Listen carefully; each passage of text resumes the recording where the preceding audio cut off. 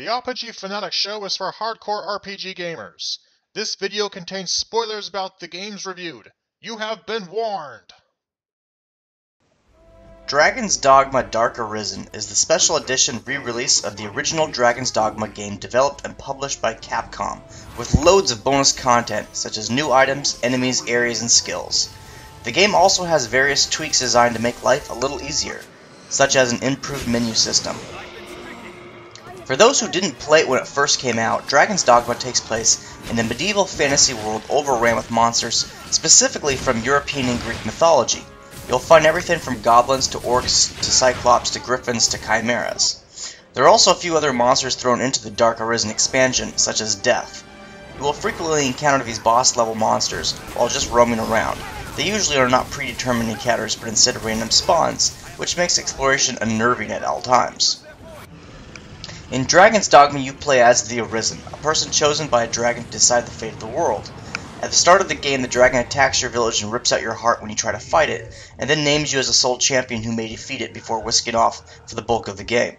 Hordes of monsters infest the lands, which you must fend off through storyline quests until the dragon believes you are strong enough to face it, at which point he will abduct an NPC you have the highest affinity with, which will become your love interest. The story sounds a bit cliche, but I assure you, the developers have put a very unique twist on the whole save lover from the evil dragon story. This is a dark world, and there are some sinister forces at work screwing with humanity, which you'll see some of which after you beat the game and start the post-game experience that allows you to continue questing even after the end-game credits roll. The gameplay is highly non-linear, and it's possible to miss a lot of the quests if you proceed to the main storyline too quickly without exploring or at least using a walkthrough guide. Many quests tend to also have more than one outcome, although every quest can be considered to have only one clear good result, which can make things difficult for the player, since there is only ever one correct path that will result in gaining something beneficial to your play experience. Despite this narrow-mindedness in the quest design, Dragon's Dogma is still a great deal of fun. It is indisputably one of the best RPGs I've played in some years. It has just the right balance of dialogue and action, and there is enough character customization to satisfy my min-max urges. Furthermore, it has a level of challenge you don't normally see in games these days. The difficulty is somewhere around Dark Souls level, although you can cheat if you want by hiring much higher level NPCs, in this game called pawns, to join your party. And if you're connected to the internet, many of these pawns might actually be the main pawn of another player, who can join your game with their skills, items, and knowledge of how to complete quests or fight certain types of monsters able to benefit your party. Concerning the class system, in this game referred to as vocations, there are all kinds of cool combinations you can do. Because stat growth upon level up is tied to whatever vocation your character was at the time of level up, it's necessary to train in numerous vocations to get the kind of character that you want. Personally, I maxed out Fighter, Strider, and Warrior for their augment skills, and then I spent about 30 levels in Assassin to crank up my attack and stamina points before switching to Mystic Knight at level 40 for the rest of my character's career. This enabled my Mystic Knight to have some solid attack and defense, in addition to a great deal of stamina points for spamming his magic attacks. It took a lot of effort, but I'm very happy with the character I built, and I think whoever designed the vocations did a hell of a job.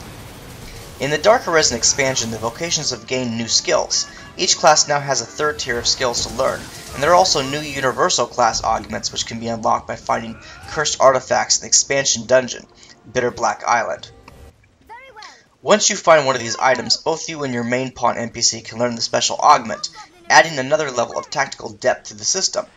Furthermore, you can also upgrade Dragon-forged items to new tiers of enhancement using the Rarefy option from an NPC on the island. Lastly, there are over 100 new pieces of equipment to be found on the island, obtained by collecting cursed equipment and purifying it from the NPC at the top level of the island, who serves as the inn. The Dark Arisen expansion claims to offer a third tier of skills, but that's not precisely how it works. Some of the new items are skill rings that, when equipped on characters using certain skills, upgrades that skill to a stronger form. As an example, I found skill rings to upgrade my Mystic Knight's shield skills, such as allowing the Holy Enchantment to last longer. The post-game is fun and offers a whole lot of powerful gear in the in-game dungeon, the Everfall, but I have one major complaint: the use of random number generators for the chest loot. In the Everfall, there is a very low chance to obtain powerful equipment, and it's possible to farm the gear by saving the game in front of a chest and then killing yourself if you don't get the item that you want, so that you can open the chest again. This process is incredibly tedious, and the game developers obviously intended it to work this way, else they wouldn't give you an item that can kill your character. I don't understand why they made it this way though. What enjoyment is there in spending hours, literally hours, humans sacrificing my character to the god of epic loot, just trying to get some super 0.01% drop? Why can't the chest just have awesome gear at 100% drop rate, as a reward for clearing the post-game dungeon? The random number generator chests don't add any additional challenge to the game, they just require a degree of patience and a ridiculous amount of free time. At any result, Dragon's Dogma Dark Arisen is a solid title, and I encourage any hardcore RPG gamer to pick it up. It's the most fun I've had in a game in a long, long time.